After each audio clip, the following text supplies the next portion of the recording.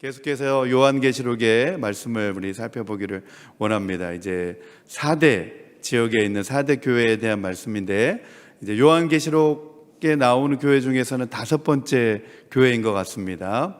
왜 이렇게 역사상 또 과거 역사에 있었던 그 교회들의 말씀들을 우리가 계속 중요하게 살펴보아야 하느냐?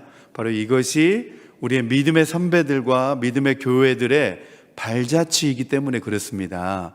우리가 과거를 거울 삼아서 오늘을 어떻게 살아갈 것인지, 그리고 오늘 우리가 어떻게 살아가는 것이 결국은 우리의 미래가 되는 줄로 믿습니다. 미래가 우리에게 이렇게 정해져 있어가지고 다가오는 것이 아니라 오늘 우리가 부지런히 만들면 미래가 오는 겁니다. 미래가 있는 겁니다. 그래서 오늘 우리가 어떤 선택을 하고 어떤 일을 만들어내느냐에 따라서 우리의 미래가 다 주어지는 거죠, 우리에게.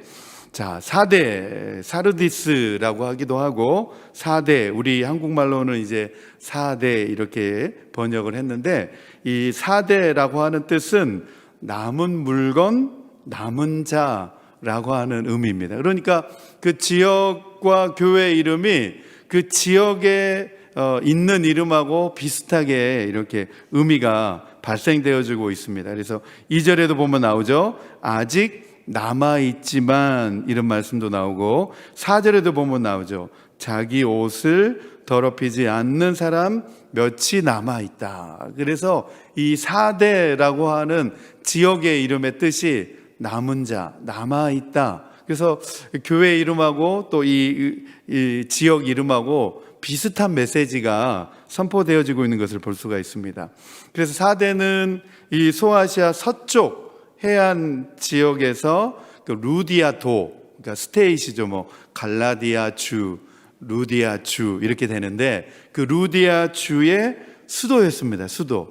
수도였습니다. 그래서 이 지역이 이제 4대라고 하는 이 지역이 굉장히 중요한 지역으로 이제 있었는데, 그림 하나 우리 보겠습니다. 소아시아 지도 보면, 이제 보면 나오죠. 에베소, 서모나, 버가모, 두아디라 4대 이렇게 되어 있습니다. 그래서 두아디라 다음에 이제 가깝기도 하고, 또 서모나에서 4대까지는 이제 이렇게 길이 연결되어 있는데 대략 한 49마일 정도 되는 거리라고 합니다. 그래서 지금은 이제 이 지역이 거의 폐허처럼 이렇게 이제 많이 남아있는 유적은 별로 없습니다. 그냥 사진 보면 2개 있었던 그냥 그리스 신전 기둥만 이렇게 2개 세워져 있는 그런 이제 아주 폐허 쪽이 돼버린 그런 이제 도시가 됐는데, BC 1200년경에 세워진 도시입니다. 이 도시가. 그리고 그 후에 이제 수세기가 지나면서 이제 제2의 도시가 다시 이 지역에 형성이 되면서 고대 리디아라고 하는 왕국의 수도로 이곳이 자리 잡게 됩니다. 그래서 이제 굉장히 이 지역을 기점으로 해가지고 번창하게 되는 그 문명이 이제 그리스 문명이라는 리디아 문명이 굉장히 이제 번창하게 되는데, 그리스 신화에서도 이 리디아 왕국이 상당히 유명한 왕국입니다. 그래서 리디아 왕국은 한때 이 서부 지역에 있어서 그 땅을 다 이렇게 확보하기도 했던 그러한 왕국입니다. 이제 현재는 튀르키예 서부 지역에 해당되는데, 얼마나 컸느냐? 그림 2번째를 보여드리겠습니다.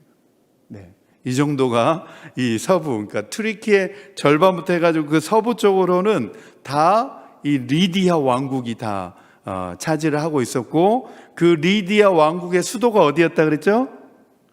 4대 지역이었습니다. 그러니까 이제 상당히 역사의 무대에서는 중요하게 떠오르던 무대가 바로 지역이 바로 이 4대라고 하는 지역입니다. 그리고 BC 6세기에 들어서 이제 전성기를 맞이하게 되는데, 이때 이 리디아의 마지막 왕이 크로수스 왕이라고 하는 왕이었습니다.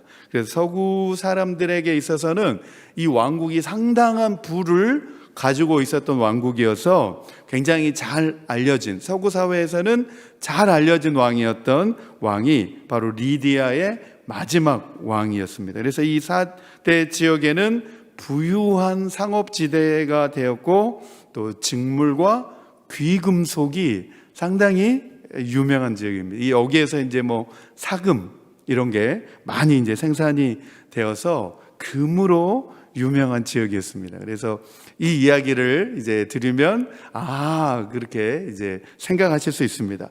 인류 최초의 금화를 만든 곳이 바로 이 지역이기도 하고, 그래서 이 그리스 신화에 보면, 이 지역에 보면 이제 그리스 로마 신화에 보면 마이다스 황금손, 마이다스 왕의 황금손 이야기가 시작되는 지역이 바로 이 지역입니다.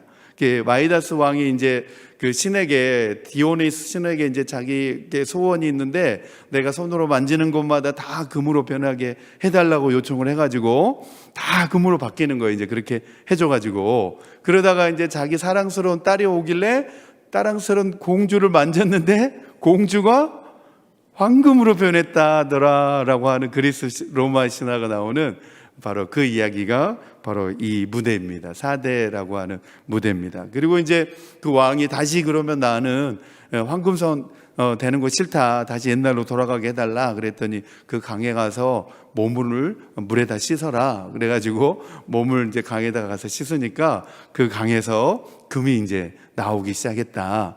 그리고 나서 이제 그 다음에 이 왕이 이제 음악에 이제 관심을 갖고 막 있다가 이제 경쟁에서 누구의 편을 들어줬는데 결국은 그 상대편이 화가 나가지고 이 임금의 길을 당나귀 기로 만들어 버렸다. 그래서 임금님기는 당나귀 기 이야기 출처가 바로 여기서부터 시작이 되는 겁니다. 그리고 이제 우리나라 보면 신라인가요? 우리나라 역사에도 신라에 누구 왕이, 그쵸? 네, 임금님 기는 당나귀 기, 그런 예화가 있죠. 네, 원래의 출처는 이 왕에서부터 그 이야기가 시작이 되었습니다. 군사적인 면에서는 이 지역이 상당히 그 암석으로 많이 이렇게 둘러싸여 있어가지고 이 성을 가리켜서 난공불락의 성이다 이렇게 일컬었습니다. 그래서 상당히 이 지역은 군사적으로도 잘 보호되고 방비된 지역이었기 때문에 그곳에 살고 있던 사람들은 안일하게 살아갔습니다. 누가 감히 우리를 쳐들어오겠느냐라고 하면서 굉장히 안일한 삶을 살고 있다가 역사 가운데서 2번씩이나 침공을 받아서 침략을 받았습니다. 첫 번째로는 BC 6세기 고레스 왕의 공격을 받아서 그 지역이 한번 점령된 적이 있고, 그 다음에 이제 한참 지나서 200년 지나가지고 이 헬라 제국의 안티오쿠스의 침략을 받아가지고 그 지역이 다시 또 침략을 받은 적도 있습니다. 여러분, 이 국가나 교회나 안일해지면 안 되는 줄 믿습니다. 네, 안일해진다라고 하는 의미가 뭐냐면 그냥 내 편한 대로 살지 뭐 이겁니다. 제가 사전을 찾아보니까 의무는 안 하고 편한 것만 추구하는 삶을 가리켜서 안일한 생활이다 이렇게 되어 있더라고요. 그래서 우리 성도들은 편한 대로 살아가면 안 되는 줄 믿습니다. 뭐 편한 게 다 나쁘지는 않지만 편한 대로 살면 안 되고, 믿음의 성도들은 신앙의 유익을 쫓아 살아야 될 줄 믿습니다. 유익함을 위해서 우리가 살아가야 됩니다. 그 유익함이란 건 뭘까요? 바로 하나님을 바라보고 더욱더 이 무더위 가운데 우리가 열심으로 주를 섬겨야 될 줄 믿습니다. 아멘, 아멘. 자, 종교적으로는 이제 이 지역이 상당히 이제 문제가 있었던 지역입니다. 그래서 오늘 말씀에도 바로 이 종교적인 부분에 상당히 이 경고적인 메시지가 나오고 있는 교회가 이 사대 교회인데, 이 사대는 특별히 이교 신전 이런 이제 영향을 상당히 많이 받았습니다. 그래서 시벨리 여신, 발음을 주의해야 되죠, 그렇죠? 시벨리 여신을 섬겼고, 이 여신은 특별히 이제 성적인 부도덕함이 많은 종교입니다. 그래서 성적 부도덕한 제사 의식이 많이 거행되었던 지역이었고, 특별히 이 지역에서도 이제 로마 황제 숭배가 있었던 그런 지역이었습니다.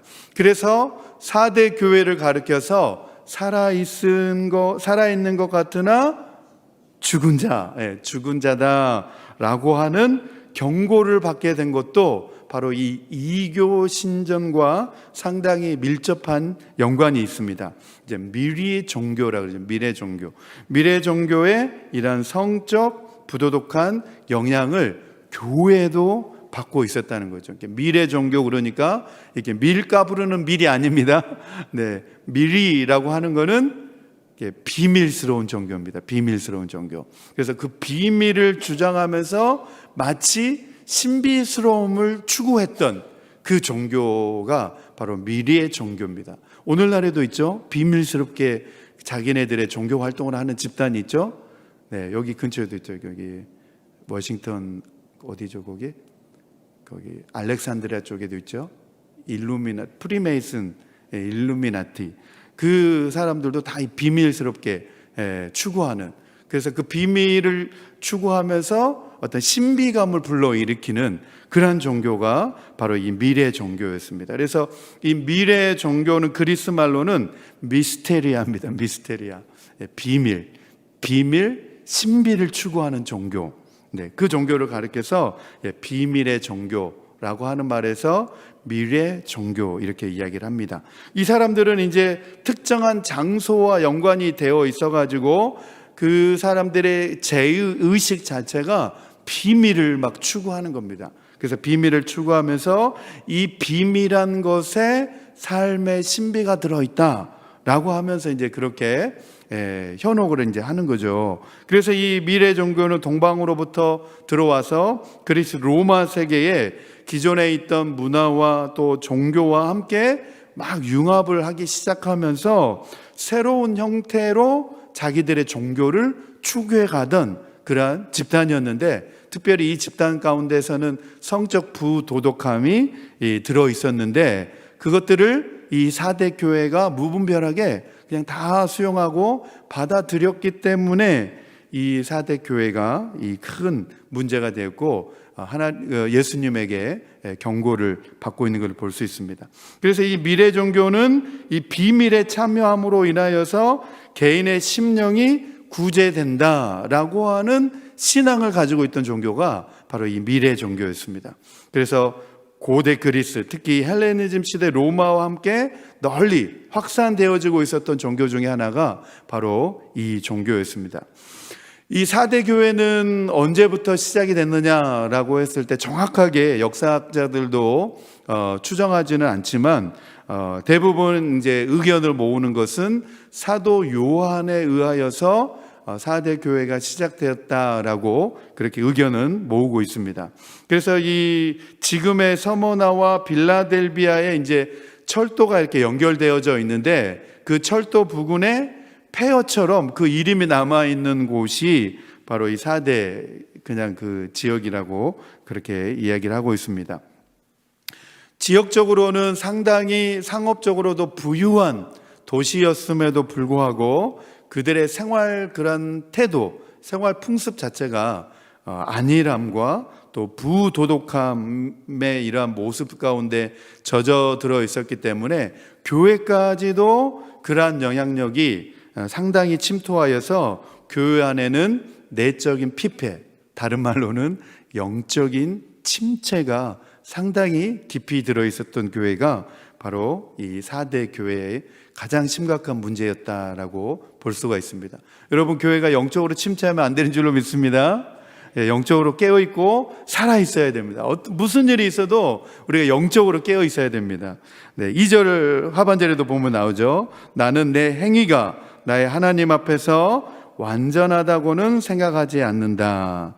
우리 개역개정에는 뭐라고 나오냐면 내 행위에 온전한 것을 찾지 못하였노니 이렇게 말하고 있습니다. 여러분, 주님으로부터 이런 말씀 들으면 상당히 심각한 일이죠. 내가 열심히 신앙생활을 한다고 하고 있는데, 열심히 신앙생활을 하고 있다고 한다고 했는데 주님께서 내 행위에 온전한 것을 내가 찾지 못했다, 이런 평가를 받게 되면 그것처럼 참 가슴 아픈 안타까운 일도 없을 것입니다. 자, 첫 번째 주제입니다. 첫 번째 주제 우리 같이 읽겠습니다. 시작. 4대 교회가 매우 번성하고 활동적인 반면에 신령한 모습은 상실했으므로 영적, 내적 피폐함이 있었습니다. 아멘, 아멘. 네, 우리가 영적으로 피폐해지면 안 되는데 우리 요한계시록 3장 1절에서 3절 말씀을 다시 한번 읽겠습니다. 1절에서 3절 같이 읽겠습니다. 시작. 사대 교회 심부름꾼에게 이렇게 써 보내어라. 하나님의 7영과 7별을 가지신 분이 말씀하신다. 나는 내 행위를 안다. 너는 살아 있다는 이름은 있으나 실상은 죽은 것이다. 깨어나라. 그리고 아직 남아있지만 막 죽어가는 자들을 굳건하게 하여라. 나는 내 행위가 나의 하나님 앞에서 완전하다고는 생각하지 않는다. 그러므로 내가 그 가르침을 어떻게 받고 어떻게 들었는지를 되새겨서 굳게 지키고 회개하여라. 만일 내가 깨어있지 않으면 내가 도둑같이 올 것인데 어느 때 내가 내게 올지를 너는 알지 못한다. 아멘, 아멘. 거기 보면 이제 내가 살아있다는 이름은 있으나 실상은 죽은 것이다 이렇게 나오는데, 이전에도 어떤 교회가 네가 가난하나 실상은 부유한 자로다 칭찬받은 교회가 있었죠. 서문화 교회 맞습니다. 서문화 교회에 아주 유명한 분이 있다 그랬죠. 네? 폴리갑. 네, 폴리갑. 순교자 폴리갑. 네, 아주 유명하다 그랬죠. 오늘 말씀에도 보면 나오죠. 이제 비밀의 종교에 심취했던 그러한 성도들이 있었던 교회가 사대 교회인데, 비밀스럽게 그들의 이러한 제의적인 그러한 이교적인 신앙에 물들어가고 있는 그 성도들에게 주님께서 일침을 가하고 있는 거죠. 3절에 후반절에 나오죠. 내가 도둑같이 올 것인데, 진짜 비밀의 그 신앙은 누구라는 거예요? 예수님이라는 거죠. 예수님이 도둑같이 오실 것인데 어느 때 내가 내게 올지를 너는 알지 못한다. 그 비밀에 쌓여져 있는 것은 진짜 주님이라는 거예요. 주님. 네, 그 이교적인 신학이 아니라. 그래서 오늘 이 말씀에 보면 이것과 연관해 가지고 강조되어지고 있는 내용이 나옵니다. 계속 반복적으로 강조되고 있는 표현이 나오는데, 2절에 보면 깨어나라. 그리고 3절 되새겨서, 네, 깨어나고 되새겨서. 그리고 3절에 또 보면 만일 내가 깨어있지 않으면, 계속 깨어있으라 라고 강조하고 있는 것을 볼 수가 있죠. 그래서 살아있다라고 하는 이름은 가졌지만 실제로는 죽었다라고 하는 이 선언이 이 사대 교회의 영적인 상태를 고스란히 보여주고 있는 표현이다라고 말씀해 주고 있습니다. 우리 교회는 어떤 것 같습니까? 우리 교회는 어떤 것 같아요? 깨어 있습니까? 아멘, 아멘, 아멘. 네, 우리 교회는 깨어 있다고 하니까 깨어 있는 줄로 믿습니다. 네, 아멘. 네. 그리스도께서 말씀하신 이 권고를 받아들여서 이 사대 교회는 이제 회개하고 영적으로 다시 깨어나야만 했습니다. 그 말씀을 듣고 회개하고 다시 영적으로 깨어나는 일에 힘써야 했습니다. 신앙을 잃어버리지 않은 소수의 이 사대 교회 안에 성도들 중에는 아직도 믿음을 신실하게 지키고 있는 사람들이 남아 있었기 때문에 죽지 않고 다시 살아날 수 있는 그 여지가 있었다는 거죠. 그렇기 때문에 회개하고 그들이 다시 영적으로 돌이키기만 하였다면 다시 교회가 영적으로 깨어날 수 있었던 그런 가능성이 있었던 교회가 바로 이 4대 교회였다, 그렇게 말씀할 수 있습니다. 우리 요한계시록 3장 4절 말씀입니다. 계시록 3장 4절 말씀 우리 같이 읽겠습니다. 시작. 그러나 4대에는 자기 옷을 더럽히지 않은 사람이 몇이 있다. 그들은 흰 옷을 입고 나와 함께 다닐 것인데 그들은 그럴 자격이 있기 때문이다. 아멘, 아멘. 그들은 흰 옷을 입고 주님과 함께 다닐 자격이 있다. 그들이 영적으로 깨어있는 자들은 주님과 함께 다닐 자격이 있다. 이게 무슨 말이냐면 주님이 이제 재림하실 때 우리가 흰 옷 입고 주님의 재림을 맞이한다 그러잖아요. 그러니까 그 주님 재림 때에 그들은 주님 편에 있을 것이다 라고 말씀을 해주시는 거죠. 실제로 이 4대 교회는 소아시아 7교회 중에서 특별한 이단의 특별한 위험도 없었고 또 외부의 어떤 로마 제국으로부터 오는 그러한 심각한 박해도 없는 지역임에도 불구하고 이교적인 문화나 주변 환경과 계속해서 영향을 받고 타협하면서 점점점 영적인 생명력을 잃어가는 교회가 돼버렸다라는 것입니다. 그래서 4대 교회가 이러한 생명력을 상실한 모습으로 이렇게 단적으로 묘사한 표현이 죽었다. 실상은 죽은 교회다. 이렇게 선언이 되어졌다는 거죠. 실제로 이 4대에서 약 6km 떨어진 언덕에는 많은 묘지들이 있는데 바로 4대 교회의 이미지를 보여주는, 연상케 해주는 바로 그 이미지가 바로 그 묘지라고 하는 거예요. 그래서 실제로 교회는 존재하고 있지만 영적으로는 다 죽은 그 무덤과 같은 교회가 바로 4대 교회다. 그래서 우리나라 그 4대라고 하는 그 뉘앙스와 어감에도 약간 그런 죽어 있다라고 하는 느낌이 약간 들어있는 것 같아요. 그렇죠? 4대라고 하는, 우리 그 한자 말로도 죽을 사자 쓰잖아요. 그렇죠? 죽을 사자 이렇게 쓰잖아요. 그래서 4대 그러면 왠지 죽음과 연관이 되어지는 그런 이미지가 이렇게 떠오르게 되는 것 같습니다. 그래서 비록 4대 교회가 외적으로는 풍성하고 존재하고 있지만 그러나 하나님의 기준에서 볼 때는 실상은 죽은 교회다, 영적으로 죽은 교회다라고 하는 이러한 평가와 또 주님께서 바라보실 때는 그런 허망함을 느끼고 계셨다라고 하는 사실을 오늘 이 경고를 통하여서 우리가 생각해 보게 된다는 것입니다. 그래서 오늘 말씀을 이제 정리를 해보면 이 예수님께서는 4대 교회에 일깨워라 라고 하는 권면을 계속해서 주시고 계시다는 겁니다. 네, 우리 역시도 이 4대 교회에 주님께서 주시는 이 교훈의 말씀을 붙잡고 우리가 영적으로 잠자지 않고 이 더운 여름철에도 우리가 영적으로 더욱더 깨어있기에 힘써야 될 줄로 믿습니다. 네, 그래서 여러분들 예배를 사모하고 또 새벽 예배 나올 수 있으면 나오시기 바랍니다.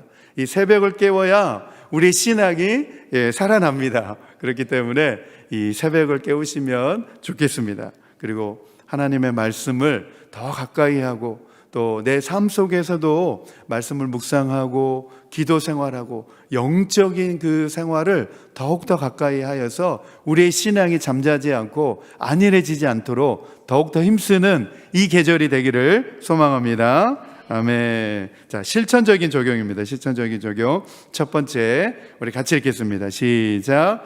이교적 문화나 주변 환경과 타협함으로 상당히 안일한 생활을 영위하며 생명력을 잃어버리고 신령한 모습은 상실했던 4대 교회를 교훈으로 삼아 다시 영적으로 각성하고 믿음 생활에 열심을 내겠습니다. 아멘, 아멘. 방법은 그거밖에 없는 것 같습니다. 믿음 생활에 열심을 내고 우리가 성령 충만해지는 방법밖에는 없는 것 같습니다. 자, 두 번째입니다. 두 번째, 시작. 교회가 매우 번성하고 활동적인 반면에 성적으로 부도덕한 밀교의 영향을 받으며 살아있는 것 같으나 죽은 자라는 경고를 받게 되었듯이 세상적 영향력에 나 자신을 노출을 줄이고 기독인으로서 사회를 변화시키는 책임 있는 삶을 살겠습니다. 아멘, 아멘. 네, 우리가 세상적인 그 영향력에 나 자신을 너무 무방비 상태로 노출해 놓으면 나도 모르게 거기에 이제 빠져드는 겁니다.